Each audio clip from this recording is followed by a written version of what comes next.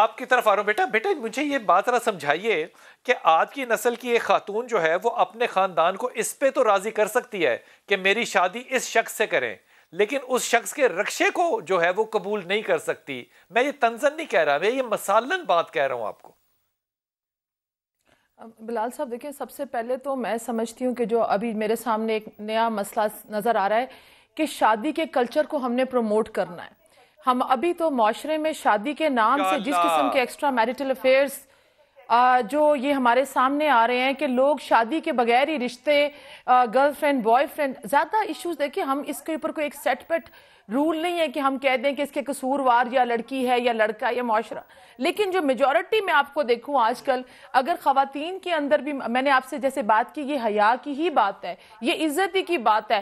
ہم نے بات کر رہے ہیں اس وقت عمارت کی کہ عمارت بلڈنگ تیار ہو گئی ہے، کیسی ہے. میں واپس آؤں گی ان بنیادوں کے اوپر، ان مورل ویلیوز کے اوپر جدھر سے والدین نے وہ عمارت کھڑی کی ہے، چاہے وہ لڑکا ہے اور چاہے وہ لڑکی ہے. لڑکے 6 بجے کے بعد آپ کو ہمارا ایک معاشرہ ایک نئی دنیا میں جاتا نظر آتا ہے.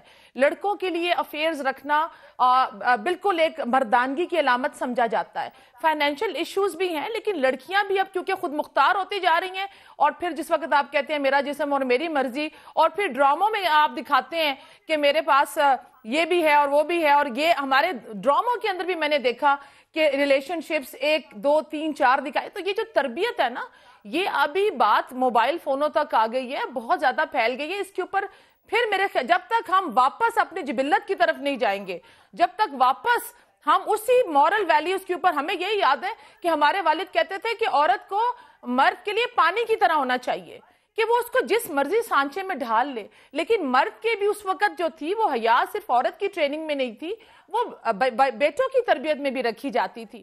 تو میں یہی سمجھتی ہوں کہ اس وقت جو ہمیں زیادہ جو ایمفیسس کرنے کی ہوتا ہے کہ شادی کے کلچر کو خدا را پروموٹ کریں، شادیوں کو آسان بنا دیں. آپ کے حکمران جس وقت شادیوں کے اوپر آپ اتنا زیادہ سوشل میڈیا میں دکھاتے ہیں کہ یہ سٹینڈرڈز ہیں اور یہ پیسہ لگا رہے ہیں، آپ نے بزنس کیا ہے شادیوں میں، تو جو آگے عوام ہے غریب، ان کے اندر کدھر؟ وہ لڑکیوں نے بھی آئیڈیل اور ایکسپیکٹیشنز ہائی کر لی ہیں. اس قسم کی جب ہم اپنی تشہیر کرتے ہیں، اپنی نمائش کرتے ہیں، شادی جو کہ ایک سنت ہے، اور میرے خیال میں اگر ہم ایک ایسا قانون نافذ کر دیں جس میں کھانوں کے اوپر، تو آپ نے کہا ایک کھانا ہے، اس میں جہیز جیسی لعنت، اور مسجدوں کے اندر سمپل نکاح جو کہ ایک سنت ہے، جب تک ہم اس کے اندر یہ ڈانس گانا، یہ جو ہندو کلچر ہمارے جو انفلوئنس ہمارے